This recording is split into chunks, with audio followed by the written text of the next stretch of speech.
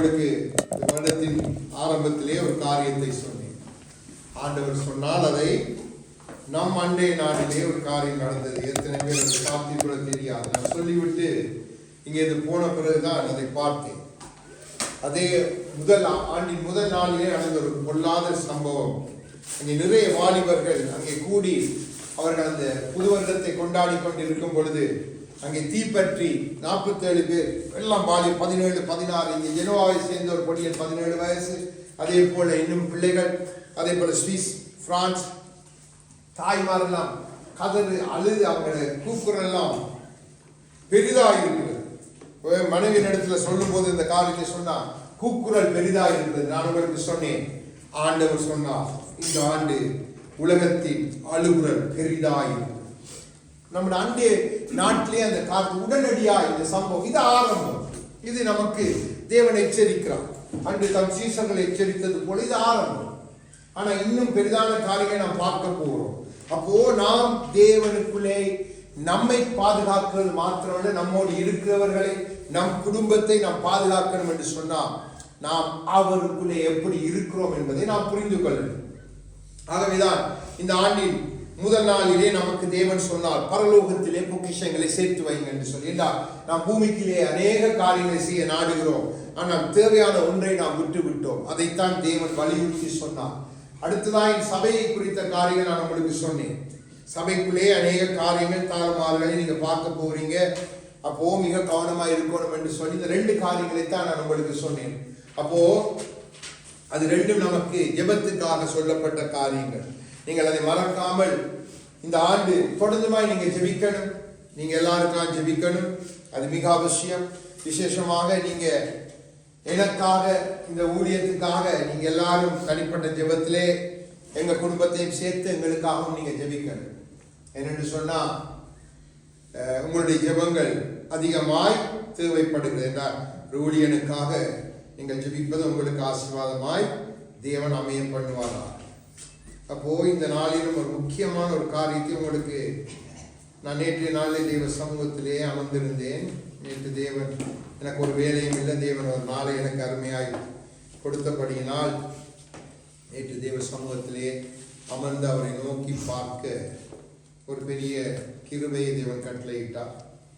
அப்போ தேவ சமூகத்திலே அமர்ந்திருந்த பொழுதுதான் தேவன் இந்த காரியத்தை என்னிடத்திலே சில காரியங்களை பேசினார் ஆண்டவர். ஆகவே உங்கள் மத்தியிலே நாம் நிற்கிற இந்த வருடத்தை குறித்த ஒரு தெளிவை, இந்த வருடத்துக்குரிய ரகசியத்தை உங்களுக்கு கற்றுக் கொடுத்து பின்பாய் அந்த ரகசியத்துக்குள்ள இருக்கிற காரியத்தை நான் வைத்து இந்த வருடம் நீங்க எப்படி எல்லாரும் செயல்படணும், அதே போல நீங்க எப்படி இருக்கிறீங்க கிறிஸ்துவுக்குள்ளே, தேவன் உங்களுக்கு செய்த அந்த காரியத்தினுடைய தன்மை நாம் அறிந்திருக்கிறோம், ஆனால் நாம் இன்னும் புரிந்து கொள்ளணும் விவரமாய். அப்போ இந்த செய்திக்கு நீங்க கொஞ்சம் செவி கொடுத்து கேளுங்க. இந்த முக்கியமான காரியம், இந்த வருடத்துல இருந்து உங்களோட வாழ்க்கைகள் மாறணும். இந்த வருடத்துல இருந்து நாம் கடந்த ஆண்டு இருந்தது போல இந்த வருடம் இருக்கக்கூடாது. நம்முடைய வாழ்க்கைகள் எல்லாமே ஒரு ஆவிக்குரிய தேவனுக்கு பிரியமான, அதே போல இந்த உலகத்தின் ஆசீர்வாதங்களை நாம் சுதந்திரித்து மற்றவர்களுக்கு ஆசீர்வாதமாக இருக்கக்கூடியதான் ஒரு வாழ்க்கைகள் இருக்கணும்.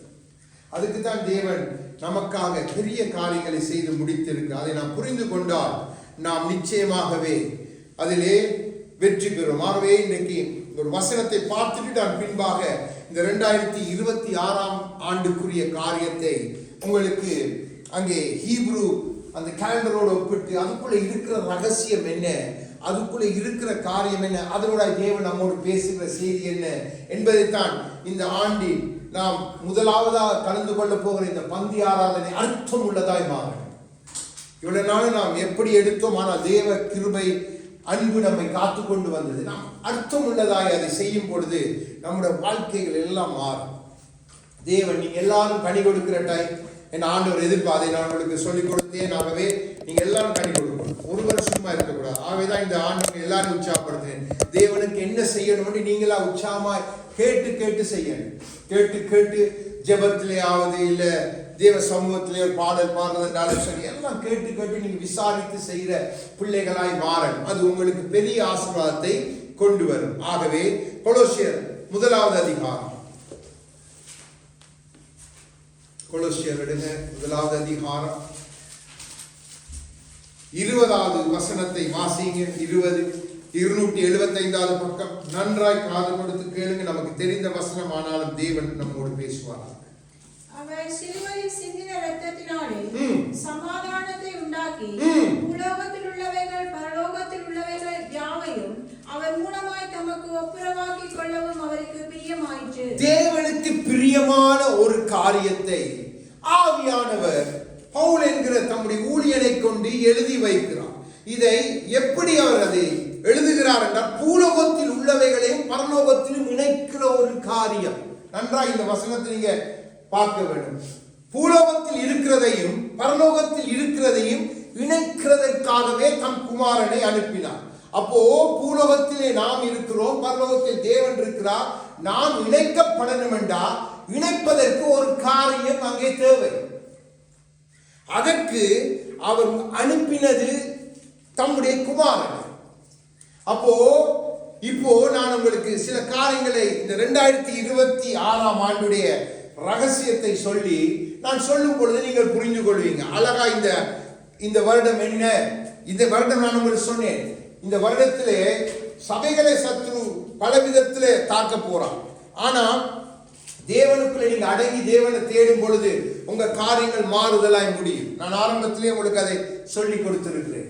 அப்போ அதுக்குத்தான் சொன்னேன், பரலோகத்தில் உங்கள் பங்கை சேர்த்துக் கொள்ளுங்கள் என்று. ஏன்னா பரலோகத்தின் தேவன் தான் நம்முடைய வாழ்க்கையில கிரியை செய்கிறவர்.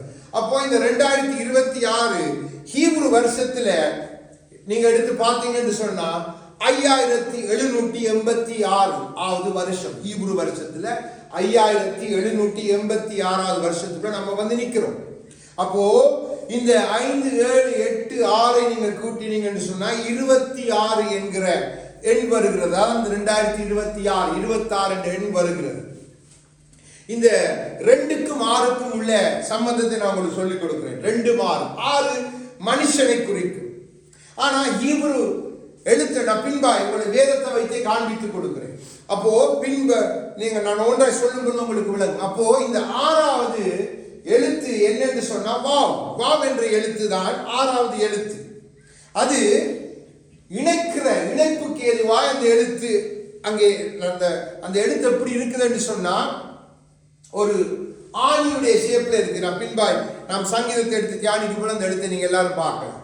அப்போ அந்த எழுத்தின் வடிவம் ஆணி. அப்போ இந்த சிலுவை பரலோகத்தையும் இந்த பூமியையும் இணைப்பதற்கு தேவன் சிலுவையிலே தம் குமாரன் ஊடாக அவருடைய மாமிசத்தையும் அந்த பாவத்தை சுமந்து சீக்கிர மரத்தையும் இணைத்தது அந்த ஆணி ஊடாக. அந்த ஆணியை ஆகவேதான் இந்த ஆண்டினுடைய எல்லாத்தையும் நீங்க கூட்டி இந்த 26 யாரை குறிக்குதுன்னு நீங்க பார்ப்பீங்கன்னு சொன்னா நம்முடைய கர்த்தராகிய இயேசு கிறிஸ்துவை. ஆகவே அவர்கள் என்ன சொல்றார்கள்? யாவேயின் ஆண்டு, அதாவது யாவே. இந்த ஆண்டுக்கு அவர்கள் கொடுத்திருக்கிற ஹீப்ரு பேர் யாவேயினுடைய ஆண்டு. யாவேயினுடைய அதாவது அவருடைய காரியம், அவருடைய தலையீடு, அதாவது அவருடைய சபைக்கு அவருடைய பிள்ளைகளுக்குள்ளே அவருடைய காரியங்கள் அதிகமாய் வெளிப்படுகிற ஆண்டாய் இந்த ஆண்டு இருக்கும். அப்போ அந்த 2026 என்று சொன்னா யாவே என்ற ஆண்டு. அப்போ ரெண்டு வந்து எதை குறிக்குது என்று சொன்னா வல்லமையை குறிக்குது. 2 வல்லமையை குறிக்குது. 6 மனிதனை குறிக்குது. மனிதனாய் வந்த கிறிஸ்துவை அடையாளப்படுத்துது. அதே நேரம் 6 அந்த ஆணியை அடையாளப்படுத்துகிறது. நமக்காக சிலுவையில மரித்தவர் நம்முடைய யாவே, நம்முடைய யெகோஷுவா இல்ல யெகோஷுவா பல விதத்தில் நாம் சொல்லுகிறோம். அப்போ ஹீப்ருவாக்கள் யெகோஷுவான்னு சொல்வார்கள், யெஷுவான்னு சொல்வார்கள். அப்போ அந்த தேவனுடைய ஆண்டாக இந்த ஆண்டு இருக்குது. அப்போ இந்த ஆண்டு நம்முடைய வாழ்க்கையில தேவன் செய்ய விரும்புகிற காரியம் தான் நான் சொன்னேன். பரலோகத்தை நம்மை அதிகமாய் அங்கே தேவன் நம்முடைய பொக்கிஷங்களை சேர்த்து சொன்னார். தேவன் நம்மை இணைக்க விரும்புகிறார். பரலோகத்தையும் பூமியில் வாழ்ற நம்மையும் அவருடைய அந்த மகிமையின் சாயலுக்கு நேராக, மகிமைக்கு நேராக நம்மை இணைக்க விரும்புகிறார். ஆச்சரியம் பாருங்க. நான் உங்களுக்கு இந்த பரலோகத்தில் பொக்கிஷங்களை சேர்த்து வைக்க இந்த காரியங்களை பேசும் பொழுதுதான் தேவன் சில காரியங்களை காண்பித்தார். தியானிக்கும் பொழுதுதான் தேவன் இந்த காரியங்களை, இந்த ஆண்டினுடைய இந்த காரியங்கள் எல்லாம் ஆண்டவர் காண்பித்து கொடுத்தார். அப்போ என்னன்னு சொன்னா இந்த ஆண்டு தேவன் நம்முடைய வாழ்க்கையில் அதிகமாய் இடைப்படுக, சபைக்குள்ளே தன்னுடைய கிரியைகளை அதிகமாய் நடத்த, தன் பிள்ளைகளை அதிகமாய் நடத்த விரும்புகிற ஒரு ஆண்டாக, விரும்புகிற ஒரு வருஷமாக இந்த வருஷத்தை தேவன் முற்குறித்திருக்கார். ஆகவே இந்த ஆண்டு 2026 விசேஷித்த ஆண்டு. பாருங்க, 2 மாலை நீங்க இணைத்தீங்கன்னு சொன்னா 8 என்கிற நம்பர் வரும். அப்போ 8 வந்து 7வது நாளுக்கு பிறகு ஒரு முழுமை, புதுமையான ஆரம்பம், புதுமை முதல் ஒரு புதிய ஆரம்பத்துக்கு அடையாளம் தான் 8. அப்போ இந்த நம்பர்கள் நமக்கு பெருசு, ஆனால் ஹீப்ரு வார்த்தைகளுக்குள்ள, ஹீப்ரு எழுத்துகளுக்குள்ள, ஹீப்ரு எண்களுக்குள்ள தேவனுடைய ரகசியங்கள். ஆகவே தான் தேவன் அங்கே பவுலை கொண்டு சொல்லுகிறார், காலங்களை, அடையாளங்களை நீங்க நோக்கி பாருங்க. ஆண்டவரை சொல்லுங்க, அதுக்குள்ள அவருடைய வார்த்தை இருக்கு, அவருடைய ஆச்சரியமான கிரியைகளுக்குரிய எல்லாவற்றையும் வெளியிடுது. ஆகதான் காலம் நிறைவேறின பொழுது, அப்போ எல்லாமே தேவனுடைய திட்டங்கள் அந்த காலங்களுக்குள்ள, அந்த நேரத்துக்குள்ள இருக்கு. நாம் தமிழ் எழுத்துல அப்படி எல்லாம் இல்லை, ஆனா ஹீப்ருவில் ஒவ்வொரு அச்சாரத்துக்கும் ஒவ்வொரு பெருமதி உண்டு, அதே போல ஒவ்வொரு அடையாளம் உண்டு. அப்போ அந்த வாவ் என்கிற எழுத்தின் அந்த ஆணியால் நம்மை இணைத்தார். யார் இணைத்தது? யெகோஷுவா, நம்முடைய கர்த்தராகிய இயேசு கிறிஸ்து.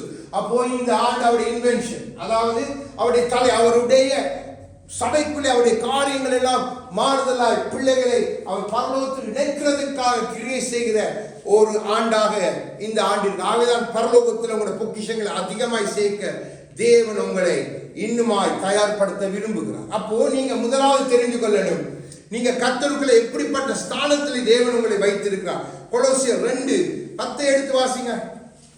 அதிலே 2வது அதிகாரம் 10வது வசனம். இப்போ உங்களுடைய நிலைமை நீங்க தெரிஞ்சுக்கொள்ள, இதுதான் தேவன் நமக்கு கொடுத்திருக்கிற பெரிய சிலாக்கியம். மேலும் சகல துணைத்தனங்களுக்கும் அதிகாரங்களுக்கும் தலைவராயிருக்கிற அவருக்குள் நீங்கள் பரிபூரணம் உள்ளவர்களாய் இருக்கிறீர்கள். நீங்க எப்படி கிறிஸ்துக்குள்ள இருக்கிறீங்க? பரிபூர்ணம் உள்ளவர்களாய் இருக்கிறீங்க. அவருக்குள்ள இருக்கிற பரிபூர்ணம் என்ன? கர்த்தத்துவம் அவருடைய தோல்ல இருக்குது, அதிகாரங்கள் அவருடைய கருத்துல கொடுக்கப்பட்டிருக்குது. நீங்க பின்பா ஏசாயா 47 சொல்லுகிறார், இந்த வானத்தையும் வானம் எல்லாருடைய நாவுகளும் முழங்காலும் முடங்கும், இது என் வாயிலிருந்து புறப்பட்ட நீதியின் வார்த்தை, இது என் வாயை விட்டு மாறுவது இல்லை என்று சொல்லி தேவன் பேசுகிறார். அப்படிப்பட்ட தேவன் புதிய ஏற்பாட்டுக்குள்ளே நம்மை அழைத்து வந்து நம்மை பார்த்து சொல்லுகிறார், நீங்க எல்லாரும் அவருக்குள்ளே பரிபூர்ணராய் இருக்கிறீங்க. இதான் உங்களோட ஸ்தானத்தை நீங்க நன்றாய் புரிந்து கொள்ளணும். இந்த ஆண்டு நீங்க இதை புரிந்து கொண்டால்தான் நீங்க கிறிஸ்துவுக்கு பிரியமாய், தேவனுக்கு பிரியமாய் உங்களோட வாழ்க்கையை நீங்க அமைக்க முடியும். அப்பதான் தேவன் உங்களோட வாழ்க்கையில இருந்து பெரிய கிரியைகளை அவருடைய விரும்புகிற வண்ணமாய் பரலோகத்து கிரியைகளை பூமியோடு இணைக்கும்படியாக உங்களை பயன்படுத்தும். தேவனுடைய நோக்கம் திட்டங்களை நம்ம புரிஞ்சு கொள்ளாம காலங்களை நம்ம கடந்து வருது கர்த்தருக்கு பிரியம் இல்லை. தேவன் 40 வருஷத்துக்கு பின்பாக தம்முடைய ஜனங்களை நடத்தி வந்து அங்கே எகிப்தின் அடிமைத்தனத்திலிருந்து விடுதலையாக்கி நடத்தி அங்கே ஆசீர்வாதமான தேசத்துக்கு கொண்டு போய் விடும் பொழுது அந்த ஜனங்கள் புரிந்து கொள்ள முடியாது தங்கள் நிலை, தாங்களை அழைத்தவர் யார், தங்களுடைய பரிபூர்ணம் என்ன என்பதை புரிந்து கொள்ள முடியாதபடியினால்தான் வனாந்தரத்திலே அவர்கள் அலைந்தார்கள், அங்கே வனாந்தரத்திலே மடிந்து போனார்கள். அப்போ தேவனுக்கு நாம் நம்மை புரிந்து கொள்ளணும் என்பதில் அவருக்கு பிரியம், அவருடைய பிரியமாகவே தான் நம்ம முதல் வார்த்தைகளை படித்தோம். அவருக்கு பிரியமா இருக்குது அங்கே பரலோகத்தோடு இந்த பூமியை இணைக்கணும், தன் ஜனங்களை இணைக்கணும். அப்போ நீங்க யார் என்பதை புரிந்து கொள்ளணும் என்றால் நீங்க கிறிஸ்துவுக்குள்ள பரிபூர்ணம் உள்ளவர்கள். அந்த பரிபூர்ணத்தை தான் உங்கள்கிட்ட இந்த பறிக்கிறதுக்கு உங்க எதிராளி உங்களோடு போராடி உங்களை ஒன்றும் இல்லாதவர் போல பரிபூர்ணம் மற்றவர் போல காண்பிக்கிறார். ஆனா நீங்க எந்த நிலையில எப்படி நீங்க இந்த இடத்துல அமர்ந்திருந்தாலும் நீங்க ஒன்றை புரிஞ்சு கொள்ளணும், கிறிஸ்துவுக்குள்ள நீங்க பரிபூர்ணம் உள்ளவர்களா உங்களை தேவன் அடையாளப்படுத்துகிறார். இந்த அடையாளத்தை நீங்க இழக்கும் பொழுதுதான் உங்களோட காரியங்கள் எல்லாம் தவறாய் போய்விடும், அது சத்துருவுக்கு இலவாய் போகுது. ஆகவே அன்றைக்கு பல காரியங்களை நாம் பார்க்கிறோம், நமக்கு தெரியும், நம் நிறைய தியானித்திருக்கிறோம். அப்போ நீங்க இதை நன்றாய் புரிந்து கொள்ளணும். தேவன் உங்களை ஒரு ஆணியாக, தேவன் உங்களை ஒரு தனக்குரிய கருவியாக பரலோகத்தை பூமியை இணைத்து செயல்படுவதற்கு பயன்படுத்த விரும்புகிற ஒரு கட்டத்துக்குள்ளே அழைத்து வந்து. ஏனென்றால் இப்ப பாருங்க, கொஞ்ச நாள்ல 6000 வருஷத்துக்குள்ள அந்த ஹீப்ரு காலண்டர் படி நுழைந்த பிறகு அங்கால வரப்போறது ஓய்வின் நாள், தேவனுடைய வருகை. அதுக்கு முன்பாக சபை எடுத்துக் கொள்ளப்படணும் என்றா யூதர்கள் சொல்றாங்க 2067 ஜூபிலி அவங்க கொண்டாடுவாங்களோ என்றது கூட சந்தேகம் என்று அங்கே ரபிமார் கூட சொல்றாங்க.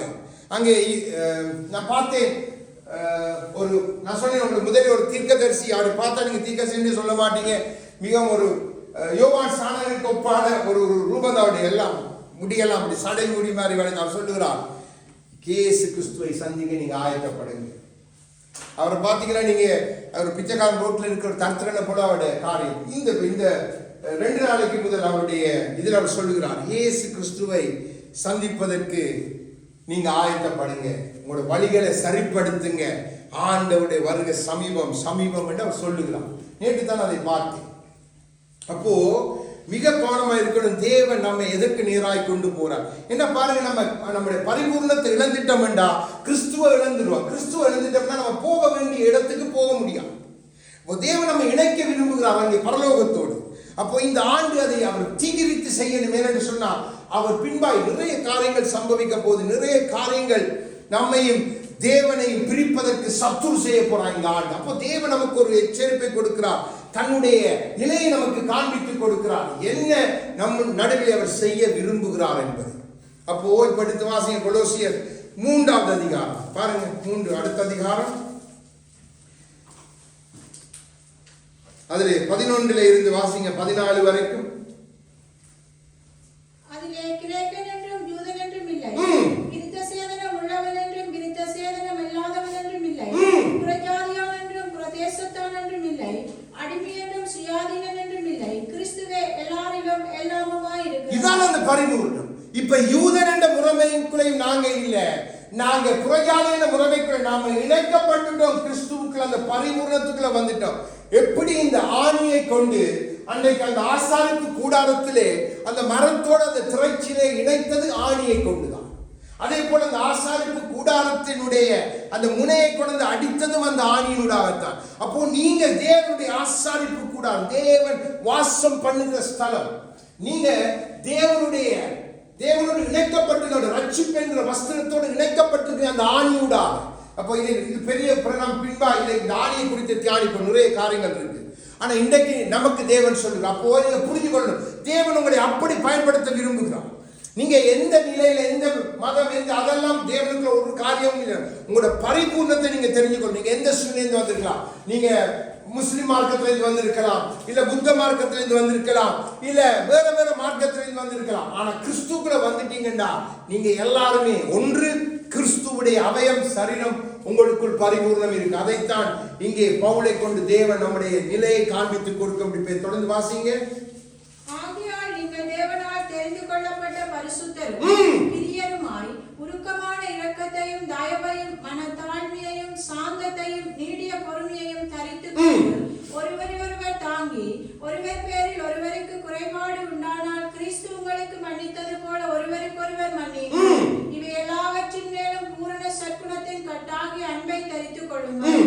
தேவ சமாதானம் உங்கள் இருதயங்களில் ஆழ கடவது. இதற்கென்ற நீங்கள் ஒரே சரீரமாக அழைக்கப்பட்டீர்கள், நன்றி அறிதல் உள்ளவர்களுமாய் இருங்கள். ஆமென். தேவன் நம்மை பார்த்து நமக்கு இப்போ ஆலோசனை கொடுக்கிறார். அவர் உங்களை இணைத்ததன் நோக்கம், அவர் இணைத்ததன் உங்களை பரலோகத்தோடு இணைக்கிறதன் நோக்கம் என்ன? நாம் எப்படி இருக்க, நம்ம அங்க போயிட்டு அங்க இருக்கிறதுக்கு முன்பாய் நமக்கு தேவன் வழியை காட்டி கொடுக்கிறார் இந்த ஆண்டு. ஏன்னா தேவன் உங்களை கொண்டு பலத்த கிரியைகள் செய்யணும், பலத்த காரியங்கள் செய்யணும். அதற்காகவே தன் குமாரனை அனுப்பினது அவருக்கு பிரியமாய் மாறிட்டது, உங்களை அழைத்தது அவருக்கு பிரியமாய் மாறிட்டது. அது அவருடைய பரிபூரணத்துக்குள்ள உங்களை கொண்டது அவருக்கு சந்தோஷம். அப்ப அந்த சந்தோஷத்தின் நிறைவை உங்களோட வாழ்க்கையில கொடுக்கணும். அது பரலோகத்துக்குரியதான் கொடுக்கணும், பூமிக்குரியதான் கொடுக்கணும். அதை இணைத்து உங்களை இணைத்து கிறிஸ்து என்கிற அந்த மத்தியஸ்துடைய நாமத்தில் உங்களை எடுத்து யெகோஷுவா, அதுதான் இந்த ஆண்டினுடைய அவருடைய கண்டுபிடிப்புகள், நீங்க அவருடைய படைப்புகள், நீங்க அதான் அவருடைய இன்வென்ஷன். அப்போ அவர் உங்களை நடத்த விரும்புகிறார். அவருடைய ஆளுகை, அவருடைய வழிநடத்தல் எல்லாமே நம்மை அங்கே கொண்டு இணைக்கணும். பூமியில நீங்க இருந்தாலும் பூமிக்குரியவர்களாய் தான் நீங்க இணைக்கப்படணும் பரலோகத்தோடு. அப்ப தேவன் அதற்கு நேராய் நம்ம நடத்தும்படியாத்தான் அவர் சொல்லுங்க. நாம் அவரால் தெரிந்து கொள்ளப்பட்ட பரிசுத்த அப்போஸ்தலர் நம்ம இணைத்துட்டார், அவருடைய பரிசுத்த தீர்க்கதரிசனம் நம்ம இணைத்துட்டார். இந்த இணைப்பு கிறிஸ்துவுக்குள்ளாய் நமக்கு கொடுக்கப்பட்ட பரிபூரணம், இது நமக்கு கொடுக்கப்பட்ட உன்னதமான ஸ்தானம். இந்த பூமியின் ராஜாக்களோட நம்ம இணைக்க இல்லை, இந்த பூமியில பெரிய பெரிய அதிகாரங்களோடு இருக்கிறோம் நம்ம இணைக்கல.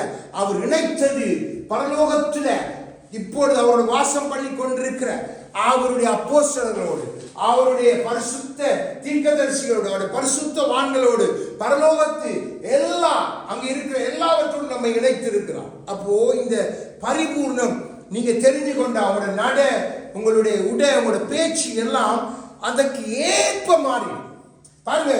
இந்த பூமியில இயேசு கிறிஸ்து நடந்த நாட்களை கொஞ்சம் சற்று நமக்கு யோசிச்சு பாருங்க. வேதத்தில் எழுதப்பட்டாலும் அவர் எந்த சூழ்நிலை போனாலும், கடல் அடித்தாலும் அவருக்கு எந்த பயமும் இல்லை. காற்று எழும்பி வரும், பயம் இல்லை. நமக்கு தான் நிறைய பயம், நமக்கு நிறைய காரியங்களை நம்முடைய பரிபூர்ணத்தை நாம் புரிஞ்சு கொள்ற இல்லை. நாம் பரிபூர்ணத்தை புரிஞ்சு கொண்டோம் என்று சொன்னால் நாம் அதற்கேற்ப நம்முடைய வாழ்க்கையை மாற்றிக்கொள்வோம். அதற்கேற்ப நம்முடைய விசுவாசம், அதற்கேற்ப நம்முடைய நம்பிக்கை இருக்கும். இதை எடுத்துட்டாங்க. இப்ப இந்த ஆண்டு தேவன் அந்த பரிபூர்ணத்தை நிச்சயித்து நமக்கு காண்பிக்க விரும்புகிறார். அது உங்களை எங்கே இணைக்கும் என்பதை நாம் கடந்த வாரம் கற்றுக்கொண்டோம். அப்போ 1ஆம் தேதி நமக்கு கொடுத்த வார்த்தையின்படி அப்போ தேவன் நம்ம இணைக்க விரும்புகிற ஸ்தானத்தை ஒரு நாள் நாம் மறக்க கூடாது. அதுக்குள்ளதான் தேவன் நம்மை அழைத்து கொண்டு போகிறார். இப்போ 1 தெசலோனிக்கர் 5வது அதிகாரம் எடுங்க, 9 இருந்து வாசிங்க 13 வரைக்கும் உள்ள வார்த்தைகளை.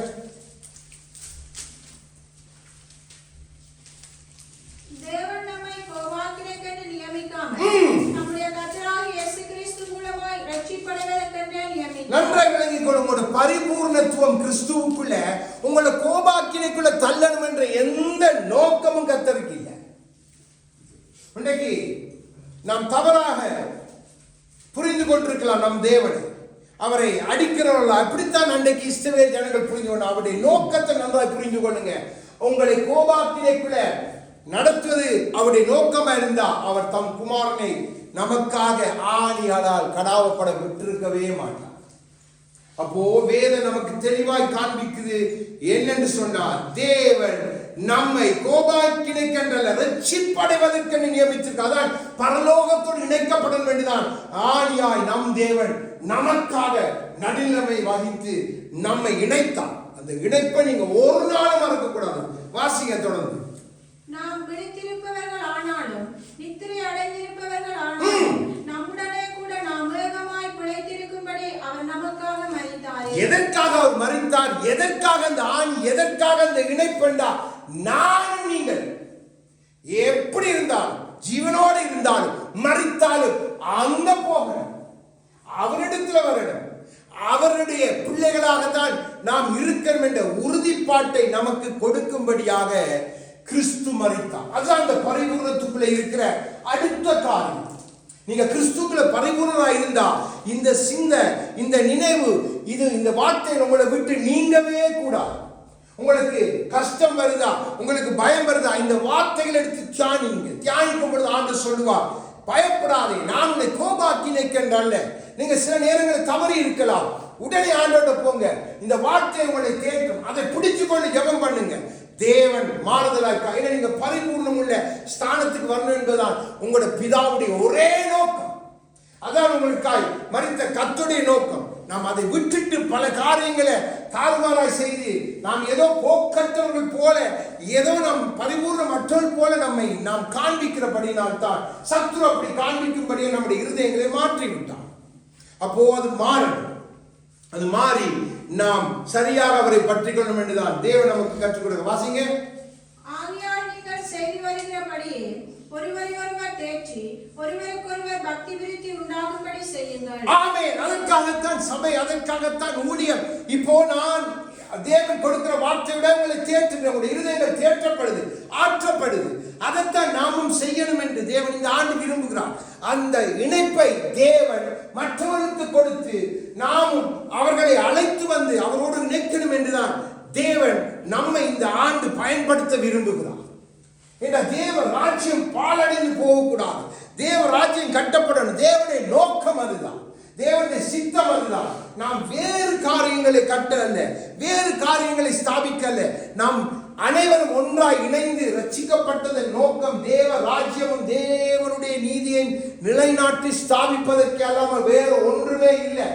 அதுதான் முதலாவது காரியம். அதை நாம் செய்யும் பொழுதே தேவன் நம்மை பூமிக்குரிய எல்லாவற்றினாலும் நம்மை வழிநடத்த வல்லவராய் இருக்கிறார். கைவிடுவதில் அவருடைய வார்த்தை அப்படித்தான் சொல்லுது. அடுத்தது வாசிங்க.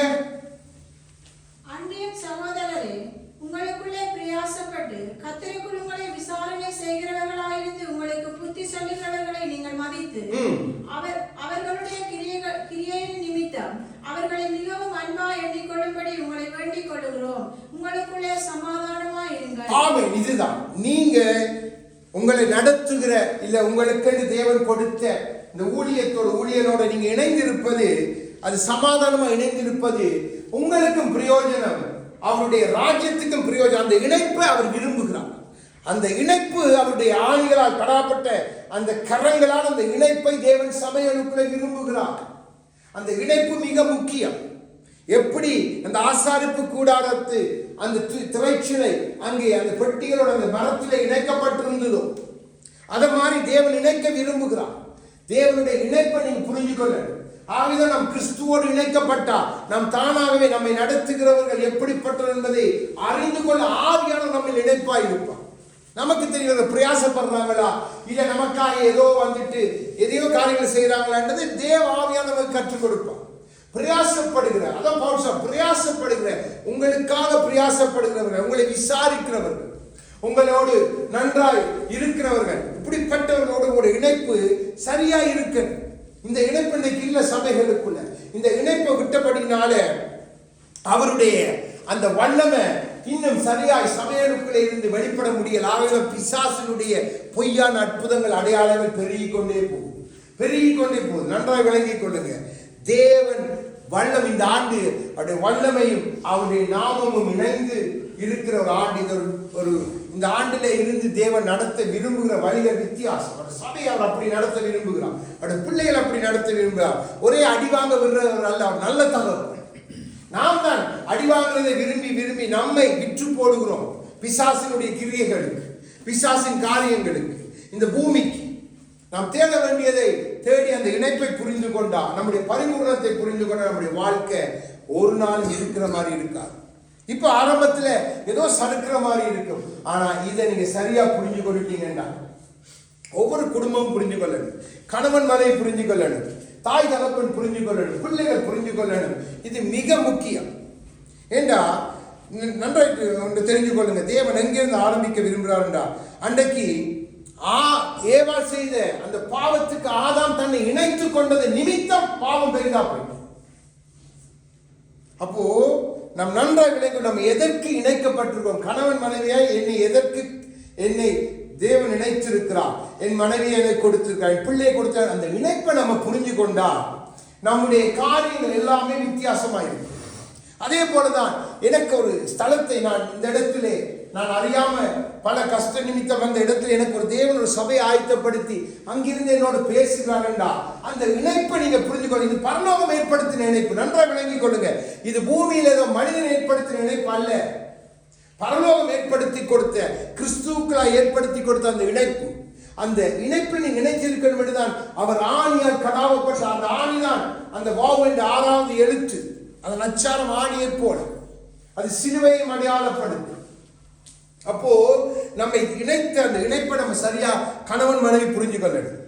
ஏன்னா இன்னைக்கு அநேக கிறிஸ்தவ நல்ல பல வருஷமா கிறிஸ்தவர்களா இருந்தாலும் கணவன் மனைவிக்கு சரியான அண்டர்ஸ்டாண்டிங் இருக்கா, ஒரு தவறான பார்வையை கொண்டு சத்துரு போட்டுருவான். அப்போ நம்ம கவனமா இருக்கணும்.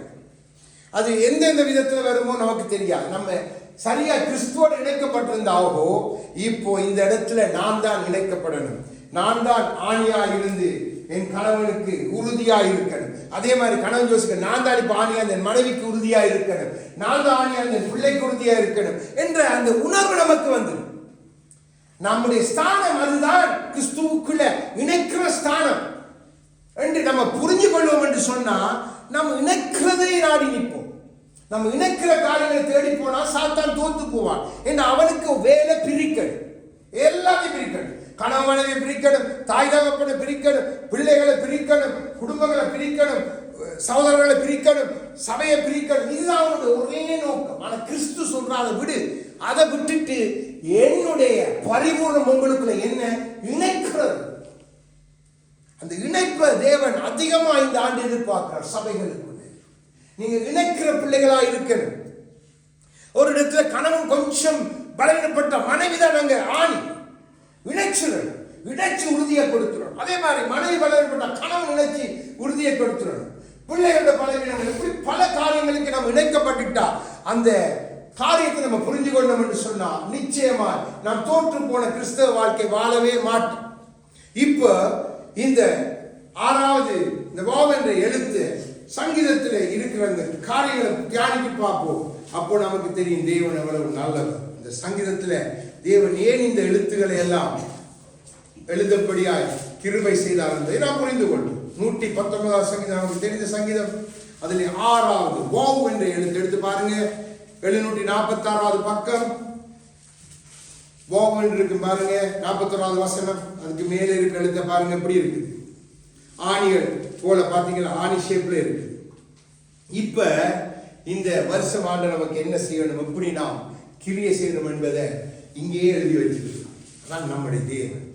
வாசிங்க 41வது வசனத்தை. முதலாவது, கர்த்தாவே உம்முடைய வாக்கின்படி உமது தயவும் உமது ரட்சிப்பும் எனக்கு வருவதாக. அல்லேலூயா. நீங்க இதை சொல்லணும் ஆண்டவரே.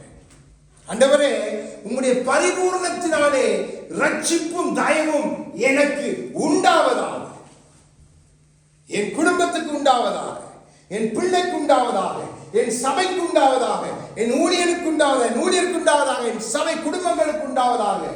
பாருங்க என்ன அவருடைய தயவும் ரட்சிப்போட பெருசு ஒன்றுமே. அதான் நம்ம பாடினோம். உங்க கிருபை அதான் தயவு, அதான் நம்ம ரட்சித்தது. அப்போ அது நம்மை பரலோகத்தோடு இணைக்கிற ஒரு ஆணி. நான் 8 ஆணிகளை காண்பித்து கொடுக்கிறேன். அடுத்தது வாசிங்க. அப்பொழுது என்னை நிந்திக்கிறவனுக்கு உத்தரவு சொல்லுவேன், உம்முடைய வசனத்தை நம்பி இருக்கிறேன். நம்பிக்கை என்கிறான். இணைக்கப்படணும் நம்ம, அதான் விசுவாசம். அந்த ஆணியில் இணைக்கப்பட்டான் டக்கண்டு ஒரு ஆள் சோர்ந்து போனா மட்டால் வேத வசனம் இப்படி சொல்லுதே, நான் கர்த்தரை நம்பி இருக்கிறேன், அவர் என்னை வெட்கப்பட விட மாட்டார் என்று அவரே சொல்லி இருக்கிறார். அப்போ அந்த நம்பிக்கை என்கிற ஆணியால் இணைக்கப்படும். அடுத்தது வாசி. சத்திய வசனம் முற்றிலும் என் வாயிலிருந்து நீங்க விடாதேயும் உம்முடைய நியாய தீர்ப்புகளுக்கு காத்திருக்கிறேன். ஆமென். ஆண்டவரே உம்முடைய சத்தியமாகிய வசனம் என்கிற ஆணி என் வாயோடு இணைக்கப்பட்டு இருப்பதா, அந்த இணைப்பு என்னை விட்டு நீங்க கூடாது. அப்போ அந்த வார்த்தையோடு நீங்க இணைக்கப்பட்டு சத்திய வசனம் இணைக்கப்பட்டிருக்கணும். எதை கதைச்சாலும் வார்த்தையோட கதைக்கணும். ஒருவர் அத்தனை தியானிச்சேன். சில வசனங்கள் காண்பித்து கொடுத்தேன். தேற்றி ஆற்றி புத்தி சொல்லி ஆறுதல் படுத்தி கதைக்கணும். அதுதான் தேவன் விரும்புகிற இணைப்பு. சரி வர மாட்டார், நீ நாசமா போவா, இது சரி வராது, அது சரி வராண்டா, நீங்க சத்திய வசனத்துக்கு புறம்பாய் கதைக்கிற சாத்தானுடைய தூதர். ஆண்டவர் அதை அருவருக்கிறார். இன்னைக்கு சபை பிள்ளைகளுடைய வாயில் இப்படிப்பட்ட வார்த்தைகள் வருது. ஆண்டவர் சொல்ற அது ஒரு குட்டி சாத்தான். முதல் அதை விட்டு திறத்து நம்முடைய வாழ்க்கையை கெடுக்கிற ஒரு குட்டி சாத்தான். இப்படிப்பட்ட காரியம் சத்திய வசனம் சத்தியத்துக்கு புறம்பாய் இருந்தா நம்மளை சரிப்படுத்தி இணைப்பதற்கு ஏற்ற காரியங்களை தேவனுடைய வார்த்தையின்படி நாம் செய்வதற்கு நம்மை அர்ப்பணித்து இருக்கிறோம். கிறிஸ்து அப்படி அர்ப்பணித்தபடியால்தான் தேவன் வந்தார், இறங்கி வந்தார். இத்தனை வருடங்கள் இந்த பூமி இருக்குது என்று சொன்ன அதுக்கு ஒரே காரணம் அவர், நம்முடைய மத்தியஸ்தராய் இயேசு கிறிஸ்து. அவர் நமக்கு கற்றுக் கொடுக்கிறார். பாருங்க இந்த ஆணிக்குள்ள எவ்வளவு ரகசியங்களை வைத்திருக்காங்க. அடுத்ததை வாசிங்க. நான் எப்பொழுதும் என்றைக்கும் உமது வேதத்தை காத்துக் கொள்ளுவேன். ஆமென். அவருடைய வசனத்தை காத்துக் கொள்ளுகிற வாழ்க்கை. ஒரு வசனம் நமக்கு தேவன் கற்றுக் கொடுத்துட்டாருன்னா இந்த ஆணிக்கு தேவன் சொல்றார், இதெல்லாம் இப்படிப்பட்ட ஆணிகளால் நீங்க என்னோடு இணைக்கப்படணும். அப்படியா உங்களோட வாழ்க்கையில் இணைக்கப்படணும் சொன்னா நம்ம அதை இணைச்சிடணும். அது தேவன் நமக்கு கற்றுக். அதை விட்டு நம்ம ஒரு நாளும் மாறுபாடை விலகி கிரியை செய்தா நாம் தேவனுடைய அந்த இணைப்பில் இருந்து புடுங்கப்பட்ட ஆணிகள் போல நம்முடைய வாழ்க்கை தவறாய் கொண்டு போயிடுவான் சத்து. நன்றாக விளங்கிக் கொள்ளுங்க. நாம் எல்லாரையும் நமக்கு கொடுத்த மனைவிமார், நமக்கு கொடுத்த பிள்ளைகள் எல்லாம் கர்த்தர் கொடுத்தது. நமக்கு கொடுத்த கணவன்மார் கர்த்தர் கொடுத்தது. ஏனென்றா தேவனே நம்மை இணைத்தான். ஆகவேதான் நாம் ரட்சிக்கப்பட்டிருக்கிறோம்.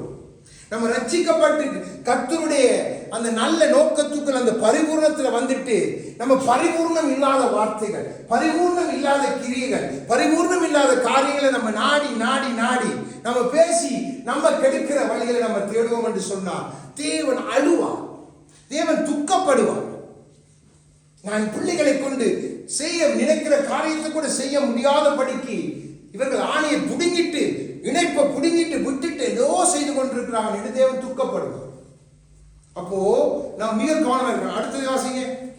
நான் உம்முடைய கட்டளைகளை ஆராய்கிறபடியால் விசாலத்திலே நடப்பேன். ஆமென். ஆண்டவரே உம்முடைய விசாலத்திலே நடத்தும். தாவீது சொல்கிறான், நான் நடக்கும் வழியை அகலமாக்கின விசாலமாக்கினீர். இன்னொரு சொல்ல, உம்முடைய கற்பனைகளை நான் ஓடுகிறேன், அவை விசாலமாயிருக்குது.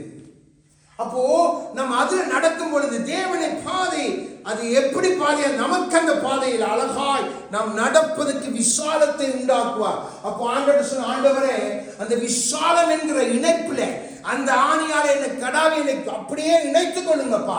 நீங்க நடந்த விசாலத்தின் பாதையில நானும் நடக்கட்டும். அந்த பாதையில இடறுதல் இல்லை, அந்த பாதையில பாவம் இல்லை, அந்த பாதையில அநீதி இல்லை, அந்த பாதையில தோல்வி இல்லை. அந்த பாதை 5000 பேரை போஷிக்கத்தக்கதாய் வல்லமை உள்ள பாதையாக இருந்தது. அப்போ தேவன் நம்மை பார்த்து சொல்லுகிறார், தேவன் வருஷத்தை நன்மையால் முடிசூட்ட விரும்புகிறவர். தன்னுடைய கிருபை நெய்யாய் பொழிகிற நம் பாதைகள் எல்லாம் நாம் புரிந்து கொள்ளாத பட்சத்தில் தான் நாம் தடுமாறி போகிறது. தேவன் இந்த நிலை மாறணும். தன் பிள்ளைகள் தம்முடைய பரிபூர்ணத்துவத்தை அடைந்து கொள்ளணும். அவர்களுக்கு கொடுக்கப்பட்ட அதிகாரத்தை சபை புரிந்து கொள்ளணும். சபைக்கு கொடுக்கப்பட்ட கடமை சபை செய்யணும். அதைத்தான் தேவன் நம்மோடு பேச விரும்புகிறார். அடுத்தது வாசிங்க. நான் உம்முடைய சாட்சிகளை குறித்து ராஜாக்களுக்கு முன்பாகவும் வெட்கப்படாமல் பேசுவேன். ஆமென். தேவனுடைய சுவிசேஷத்தை, தேவனுடைய நாமத்தை நாம் வெட்கப்படாமல் இந்த ஆண்டு பேசணும். நம்ம வெட்கப்பட்டு பேசாம இருக்கிறபடியாலதான் நம்மால ஒருவரை தேவனுக்கு ஆதாயப்படுத்த முடியல. ஏன்னா நம்மளை பிஸியாக்கிட்டான். எல்லா காரியத்தையும் நம்ம பிஸியாகிட்டோம். நம்ம வீட்டுல பேசலாம், வீட்டுக்குள்ள நம்ம பெரிய பெரிய காரியங்களை பேசலாம், நல்லது பேசணும், வீட்டுக்குள்ளே பேசணும். ஆனா அது வெளியிலையும் நம்ம பேசணும். ராஜாக்களுக்கு முன்பாய், அதிகாரிகளுக்கு முன்பாய், இந்த தேசத்தின் ஜனங்களுக்கு முன்பாய், எங்க கொண்டு போய் நம்ம விட்டாலும் நம்ம பேசணும். அந்த அந்த பேச்சு என்கிற அந்த ஆணினா நம்ம இணைக்கணும் கிறிஸ்துவோடு. ஜனங்கள், ராஜாக்கள், அதிகாரங்கள் என தேவன் அதை வாக்கு பண்ணுகிறார். ஏசாயா 60வது அதிகாரம் நமக்கு தெரியும். ராஜாக்கள் இடத்துல நான் கொண்டு வருவேன். தேவன் தம் பிள்ளை இடத்துல நடத்தின இவன் இணைப்பான், ஒரு ஆணியா இருந்து இணைப்பான் என்ற ஒரு நோக்கத்தோடு தான் தேவன் நம்மை கொண்டு புறஜாதிகள் மத்தியில் வேலை செய்ய விடுகிறது. சிலத்தில் பாருங்க, சிலத்தோட வேலை கொண்டு போய் உங்களோட வாயை உங்களை அறியாமலே பயன்படுத்தி பேச பண்ணிட்டு அதுக்கு பின்பு அந்த வேலை உங்களை விட்டு போயிடும். ஆனா தேவன் எதை செய்யணுமோ அதை செய்திருவாங்க. நன்றாக விளங்கிக் கொள்ளுங்க. இதெல்லாம் தேவனுடைய வழிகள். இருந்து தியானித்து பார்க்கணும். ஆண்டவரே இது ஏன் இந்த சம்பவம் ஆண்டு சொல்ல, அதுதான் நமக்கு டைம் அங்க முடிஞ்சது. அதை செய்யத்தான் உன்னை நாங்கள் அனுப்பினேன். அது உன்னுடைய இடம் நல்ல மகனே, உனக்கு இருக்கிற இடம் வேறு, உன்னுடைய ஸ்தானம் வேறு. அப்போ ஆண்டவர் பேசும்பொழுது நமக்கு இதயத்தில் சந்தோஷம். ஆண்டவர் நன்றி, என்ன நீர் அதை காட்டி கொடுத்தபடினா. அப்போ நம்ம பயப்படாம வெட்கப்படாம ஆண்டவரை பேசணும். இது ஒரு ஆணி. இந்த ஆண் நம்முடைய பேச்சு நமக்கு தேவன் கொடுத்திருக்கிற அதிகாரம், நம்முடைய வாயிலை கொடுத்திருக்கிற வார்த்தைகள் எல்லாமே அவரை மகிமைப்படுத்த, அவரை பேச, அவரை புகழ், அவரை பாட. இதை நம்ம ஒரு நாளும் வெட்கப்பட்டு செய்யக்கூடாது, ஒரு நாளும் பயந்தும் செய்யக்கூடாது. நாம் கர்த்தருடைய பிள்ளைகள், நாம் பரிபூர்ணத்துக்குள்ளே இருக்கிறோம். கிறிஸ்து எந்த இடத்துல போனாலும் பிதாவை மகிமைப்படுத்துறது போல நாம் செய்யணும் என்று தேவன் விரும்புகிறார். அடுத்தது, நான் பிரியப்படுகிற உமது கற்பனைகளின் பேரில் மனமகிழ்ச்சியாய் இருப்பேன். ஆமென். மனமகிழ்ச்சியாய் இருக்க சொல்கிறார் ஆண்டவர். எல்லாவற்றையும் அவருடைய கற்பனைகளை நாம் பிரியப்படுகிற எந்த சூழ்நிலையிலும் மனமகிழ்ச்சி, எந்த சூழ்நிலையிலும் சந்தோஷம். குட்டுறாங்களா சந்தோஷம், துப்புறாங்களா சந்தோஷம், சிலுவைக்கு போறதா சந்தோஷம். என்ன பிதாவினுடைய பிரியம் அதுவா இருக்குது. நான் போறேன், தொங்குறேன், பரவாயில்லை, எல்லாம் போயிட்டுதான், ஒன்று மற்றவன் கூட நிக்கிறேனா சந்தோஷம் என்று ஆண்டவர் சொல்லி இருக்கிறான். நீ எப்பக்கம் நெருக்கப்பட்டாலும் நீ ஒடுங்கி போனதில்லை மகனே. உனக்கு விசாலம் உண்டாக்குகிற கர்த்தர் நான். உன்னை போஷிப்பேன், உன்னை பாதுகாப்பேன், உன்னை நடத்தி என்று வாக்கு பண்ணி இருக்கிறார். அப்போ நம்ம அதுல மனமகிழ்ச்சியா இருக்க பழகணும். நம்ம டக்குண்டு காரியங்களை பார்த்தோன்னே நம்மளோட மனமகிழ்ச்சி எல்லாம் போயிடும். போனோடனே தேவனை தியானிக்கிற தியானம் போயிடும். காரியம், வாய், பேச்சுகள் எல்லாம் தாழ்மாறு. ஆண்டவர் இதெல்லாத்தையும் அருவருக்கிறார். ஆண்டவர் இது என் பிள்ளைகளுக்குரிய சாயலே அல்ல, என் என்னுடைய பரிசுத்த குடும்பத்தின் சாயல் அல்ல, என் பரிசுத்த சபையின் சாயல் அல்ல. இப்படி நீங்க இருக்கணும், இணைக்கப்பட்டிருக்கணும். பரலோகம் உங்களால் கலிகூறணும். அப்பதான் நீங்க வல்லமையாய் தேவன் உங்களை எந்த ஸ்தானத்துல வச்சிருக்க அந்த ஸ்தானத்தை நீங்க புரிஞ்சு கொண்டீங்கன்னா நீங்க சும்மா இருக்க மாட்டீங்க. உங்களுடைய மனசு எந்த சூழ்நிலை உண்டைத்தான் நினைத்து கொண்டே இருக்கும். கிறிஸ்துவுக்கு பிரியமா நான் இருக்கிறேனா, என் குடும்பத்துல இல்ல, வெளியில இல்ல, என்னுடைய இதெல்லாம் பிரியமா இருக்கிறேனா, அப்படி நம்முடைய மனசை அடித்துக் கொள்ளும். அதுதான் தேவனுக்கு பிரியம். அப்போ மற்ற காரியங்களை தானாய் நடத்துவார். வாசங்க அடுத்தது, நான் பிரியப்படுகிற உமது கற்பனைகளுக்கு கையெடுப்பேன், உமது பிரமாணங்களை தியானிப்பேன். ஆமென். தியானிக்கிறது, அவர் அதான் சொன்னேன், தியானிக்கிறது. தேவன் செய்த நன்மைகள், இஸ்ரவேலருக்கு அவர்கள் செய்த நன்மைகள், அவருடைய ஜனங்களுக்கு அவர் செய்த நன்மைகள், அவருடைய சீசன காலத்திலே அங்கே நாயின் விதவின் மகனை எழுப்பி கொடுத்த நன்மை, அங்கே லாசருவை மரித்தவனை உயிரோடு எழுப்பி கொடுத்த நன்மை, அவர் 5000 பேருக்கு அப்பத்தை பிட்டு அவர்களை போஷித்தது, 4000 பேரை போஷித்தது, எத்தனையோ நன்மைகள் வேதத்தில் இருக்குது. அவருடைய மகத்துவங்கள் எழுதி கொடுக்கப்பட்டிருக்கு. தியானிக்கணும். தியானிச்சு கொண்டே இருந்தா நம்ம சூழ்நிலைகள் மாறும். அது துதியாய் மாறி பாடல் வந்துடும், அது துதிப்பாடலாய் வந்துடும். நம் வாய் நம்மை அறியாம துதிக்கும். நம்ம துதிக்கிறதுக்கு பதிலா நம்ம வேற காரியங்களை பேச வலிக்கிட்டோம். அது சத்துருவுக்கு இழகு. அதை பிடிச்சிட்டு போ நன்றாக விளங்கிக் கொள்ளுங்க. ஒரு நாள் நம்ம அப்படி இருக்கக்கூடாது. தேவன் இந்த 8 காரியங்கள், சரி 8 வசனங்கள் இருக்கு. 8 ஆணிகளால் நாம் இணைக்கப்பட்டிருக்கணும். கிறிஸ்துவோடு இணைக்கப்பட்டிருக்கணும். கிறிஸ்து நம்மோடு இணைக்கப்பட்டிருக்கணும். இந்த ஆண்டு நம்மை தேவன் அப்படி இணைக்க விரும்புகிறார். இந்த ஆண்டு தேவன் நமக்குள்ளே பரிபூர்ணமான கிரியையை நடத்த விரும்புகிறார். நம்மை கொண்டு நடத்த விரும்புகிறார். நமக்குள்ள நடத்த விரும்புகிறார். நாம் ஒரு நாளும் மறக்க கூடாது. 2 அவருடைய வல்லமை அடையாளம். 1 தேவன், 2 அவருடைய வல்லமை. அடுத்த 6 வருஷம் மனிதனாய் நமக்காக சிலுவையிலே ஆணிகளால் கடாப்பட்டு மனிதர்களை 6ஆம் நாளில் தேவன் உருவாக்கி அந்த மனித சாயல்தான் தேவனே வருகிறார். 6 அப்போ நம் தேவனுடைய சாயல் நாம் படைக்கப்பட்டிருக்கோம். ரூபத்தின்படி நாம் படைக்கப்பட்டிருக்கிறோம். அப்போ நாம் இணைக்கப்பட்ட வாழ்க்கை வாழணும். இந்த ஆண்டு அவர் அதை செய்ய விரும்புகிறார். நம்முடைய யோசுவா இன்றைக்கு இதை நம்முடைய வாழ்க்கையிலே அவர் ஒரு ஆணியார் இருந்து நம்மை இணைக்க விரும்புகிறார். பரலோகத்தோடு இணைக்க விரும்புகிறார். நம்மை அவருடைய பிள்ளைகளாய் இணைக்க விரும்புகிறார். நம்மை சகோதரராய் இணைக்க விரும்புகிறார். இன்னும் புற ஜாதியர்களை, அந்நியர்களை தன் சபையிலே கொண்டு வந்து இணைக்க விரும்புகிறார். தம் பிள்ளைகளை தியானத்தினால் தம்மோடு இணைக்க விரும்புகிறார். அவருடைய சத்திய வசனத்தினால் இணைக்க விரும்புகிறார். நாம் இதை ஒரு நாளும் மறக்கக்கூடாது. நாம் இதை மறக்கிறபடியால தான் நாம் நம்முடைய ஆண்டவரை நாமே தூஷிக்கிறதா இருக்கிறோம். நம்மால்தான் புறஜாதிகள் நம் தேவனை தூஷிக்க வலிக்கிட்டாங்க. என்ன நமக்கு அவர் கொடுத்திருக்கிற ஸ்தானத்தை நம்ம புரிஞ்சு கொள்றது இல்லை. சபை அந்த ஸ்தானத்தை புரிஞ்சு கொண்டிருந்தா சபை வேண்டாத காரியங்களை செய்யாது. அவட மனவாட்டி வேண்டாத காரியங்களை செய்ய மாட்டோம்.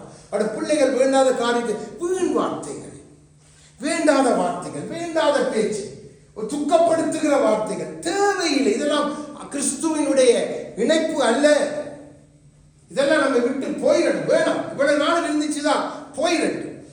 ஏன்னா ஒவ்வொரு கட்டத்தை தேவன் உணர்த்தி நடந்ததால் விட்டுறோம். அது நமக்கு தேவையில்லை. நம்ம சந்தோஷமா இருக்கணும். இந்த பூமியில பாருங்க, யோசிச்சு பாருங்க, எனக்கும் உங்களுக்கும் கொடுக்கப்பட்ட காலங்கள் எவ்வளவு என்று யாருக்கும் எதுவும் தெரியும். மிஞ்சி போனா 80 வருஷம், அதை தாண்டி 100, அதுக்கு மேல போறது இல்லை.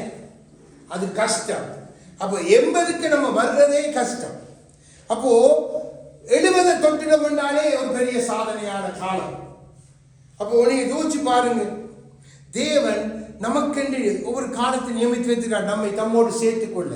அப்போ நம்ம இந்த காலத்துக்குள்ள போகணும். அப்ப நமக்கு ஏன் இந்த பூமியில நமக்கு எல்லாருடைய தேவையில்லாத பிள்ளைகளுக்கு, அதாவது தேவன் நான் பேசுறது அவருடைய சரீரத்துக்குள்ள, நமக்கு அது தேவையில்லை. நம்ம இணைக்க வந்தவர்கள், இணைக்கணும், நம்முடைய குடும்பங்களை இணைக்கணும். அப்போ இதை மறக்கக்கூடாது. தேவ பிள்ளைகளா இருக்கிற கணவன் மனைவி பிள்ளைகள், சபை பிள்ளைகள், விசுவாசிகள் மறக்கக்கூடாது. தேவனுக்கு அது பிரியமே இல்லை. தேவன் நம்மை இணைக்கிற ஒரு காரியத்தை செய்ய விரும்புகிறார். ஆகவேதான் பரலோகத்துக்குள்ளே நீங்க உங்களோட பிரவேசம் அது நிச்சயமானதா இருக்கணும் என்றுதான் தேவன் நம்மோடு பேசிக்கொண்டிருக்கிறார். நாம் அவருக்கு ஊழியம் செய்ய வந்திருக்கிறோம். அவருடைய பிள்ளைகளாய் அழைக்கப்பட்டிருக்கிறோம். இன்று அவருடைய அந்த கற்பனையின்படி கட்டளையின்படி அவரோடு ஐக்கியப்பட தான் இணைக்கப்பட வந்திருக்கும். அது எப்படி அந்த இணைப்பு வந்துட்டு 3 ஆணிகளால் தன்னை இணைத்தார் சிலுவையிலே நமக்கா இல்லைண்டா இல்லை. பாருங்க, சரீரத்தை சும்மா சிலுவையில வைக்கலாம், அப்படியே விழுந்துரு. அப்போ அவர் சிலுவையிலே அறையப்பட்ட அந்த இணைக்கப்பட்ட படியால தான் அங்கே மரணம் ஜெயமாய் மாறிட்டு. தேவன் அப்படி பார்க்கிறார். நீங்க அப்படி ஜெயிக்கிறவர்கள், அப்படி மரணத்தை ஜெயிக்கிறவர்கள், அப்படி தேசங்களை ஜெயிக்கிறவர்கள், அப்படி நீங்க ராஜ்யங்களை ஜெயிக்கிறவர்கள், நீங்க அப்படி ஜெயிக்கணும். அந்த இணைப்பை ஒரு நாள் நீங்க மறக்க கூடாது. நீங்க கிறிஸ்துவுக்குள்ள யார், உங்களுடைய இணைப்பு என்ன? தேவன் இந்த ஆண்டு நமக்கு வெளிப்படுத்தி கொடுத்த இந்த வெளிப்பாடினூடாய் தேவன் நமக்கு வைத்திருக்கிற ஆசீர்வாதங்கள் என்ன என்பதை நமக்கு தேவன் இந்த நாளே தெளிவாய் பேசுகிறார். அப்போ உங்களுடைய வாழ்க்கையை நீங்க நினைக்கிற மாதிரி இருக்காது. நீங்க திரும்பி பார்ப்பீங்க, ஓஹோ 2025ஆம் ஆண்டு நான் இருந்த மாதிரி இல்லை, இப்போ நான் அவருடைய பெத்லகேம், அவருடைய எப்பாப்ராத் என்ற கனி கொடுக்கிறவன், அவருடைய அப்பத்தின் வீடு, அவர் வாசம் பண்ணுகிற ஜீவிக்கிற வீடாக நான் மாறிவிட்டேன். அப்போ தேவன் நமக்கு ஒவ்வொன்று படிப்படியாக கற்றுக் கொடுக்கிறார். வருடத்தின் இறுதியில கற்றுக் கொடுத்தார். பெத்லகேம் என்ற அந்த தீர்க்க தரிசனத்தினுடைய பின்பாய் 1ஆம் தேதி அவர் நமக்கு ஒரு ஆலோசனையாய் பரலோகத்தோடு நாம் இணைந்திருக்கணும், பரலோகத்தில் பொக்கிஷம் இருக்கணும் கற்றுக் கொடுத்தார். இப்போ அவருக்குள்ளே நம்முடைய ஸ்தானத்தை இணைப்பையும் காண்பித்துக் கொடுக்கிறார். அப்போ நம் தேவன் நல்லவர். அப்போ இந்த ஆண்டு நம்முடைய வாழ்க்கைகள் எல்லாம் அவருக்கு கனி கொடுக்கணும், அவரோடு இணைக்கப்பட்டிருக்க. நம்மை பார்க்கிறவர்கள் சொல்லணும், இவர்கள் கிறிஸ்துவோடு இணைக்கப்பட்டிருக்கிறார்கள், கிறிஸ்துவின் வார்த்தையில் இணைக்கப்பட்டிருக்கிறார்கள், கிறிஸ்துவையே தியானிக்கிறாங்க. இவங்களோட பேச்செல்லாம் கிறிஸ்து தான் வெளிப்படுகிறார். கிறிஸ்துவை குறித்தா பேசுறாங்க, வேதத்தை குறித்தா பேசுறாங்க, வேற எதுவும் பேசுறாங்க. அதாவது இவங்களோட உலகம் பார்க்கையோ இவங்களோட நமக்கு இணைந்து போறது கஷ்டம். இந்த உலகத்தின் இணைப்பு பிசாசோடு, அது அவங்களுக்கு தெரிகிறது இல்லை. நம்முடைய இணைப்பு நம் கர்த்தராகிய இயேசு கிறிஸ்து தான் யெகோஷுவா. அப்போ அவர் தான் நம்முடைய ஆண்டவர், நமக்காய் சிலுவையிலே மரித்தவர், நம் யாவே தேவனுடைய பிள்ளைகள். அப்போ நாம் இதை மறக்க கூடாது. இந்த ஆண்டு ஆரம்பத்திலே தேவன் நம்மை ஆயத்தப்படுத்துகிறார். இந்த ஆண்டின் முதலாவது இந்த பங்கு ஆராதனைக்கு நாம் போவதற்கு முன்பாக தேவன் தம்மோடு இணைக்கப்படும்படியாய் நம்மோடு பேசுகிறார். ஆகவே நாம் உற்சாகமே அவருடைய சமூகத்தில் எழுந்து அவரை பாடி அவரை ஆராதித்து